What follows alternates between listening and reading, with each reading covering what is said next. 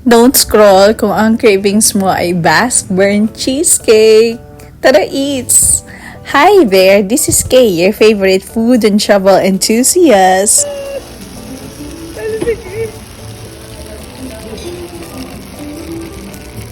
This is Conti's Basque Burnt Cheesecake with Biscoff sauce. Yung isang cake would cost you 138.50 and approximately more than 250 per cake slice. Not only that, nag-try din kami ng mango bulalo, yung bago nila on their online menu. For the experience, hindi nga lang ako yung nagbuhos ng soup. For appetizers, we have mozzarella cheese stick and sa coffee, yung kasing hot ko, salted coffee. And for the tastes na tayo, mango bulalo, tara eats!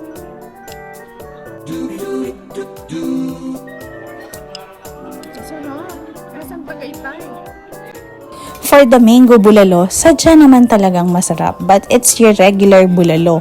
Masarap yung broth, palaki yung portion ng proteins, lasang Tagaytay. But then, para lang siyang regular na bulalo na merong ripe mango in it.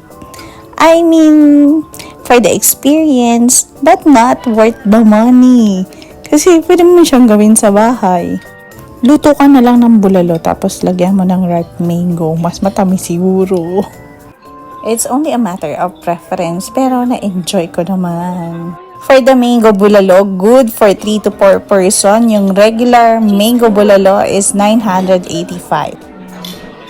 Effort pa ang person para sa cheese pool. Tas it's a flop!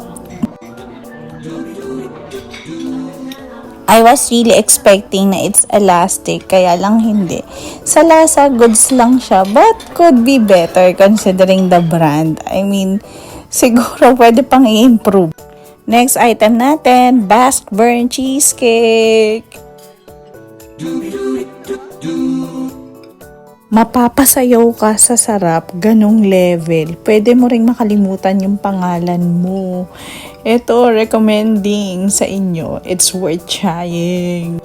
Creamy, hindi tinipid, masarap. We're trying the cookie. Masarap siya, just enough, hindi sobra, sakto lang. That's what I like. Yung parang hahanap-hanapin mo.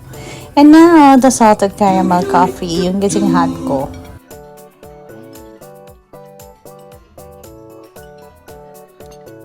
Yum. Tara, eats. Siyempre, yung ripe mango naman yung titikman natin. Tingnan natin.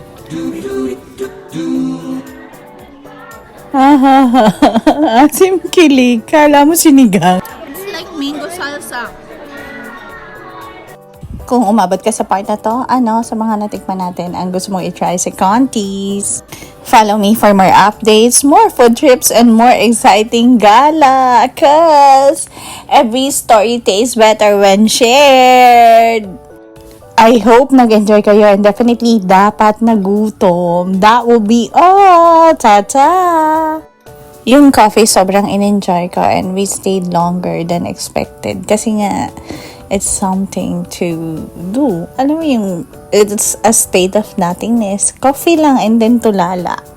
Siyempre, somewhere in between, may kasama mga marites yan. And updating.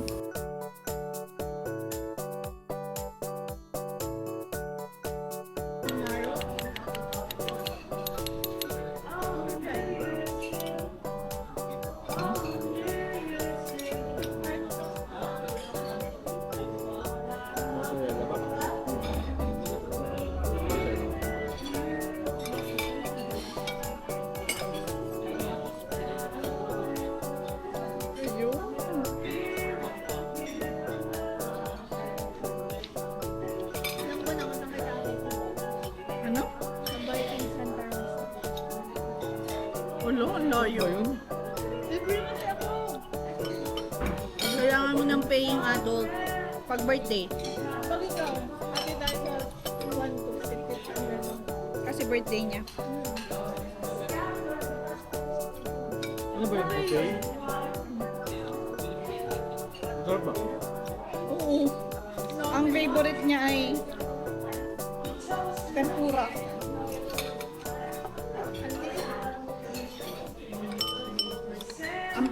Ang pinipilahan niya doon ay shrimp tempura. Mero, cheers.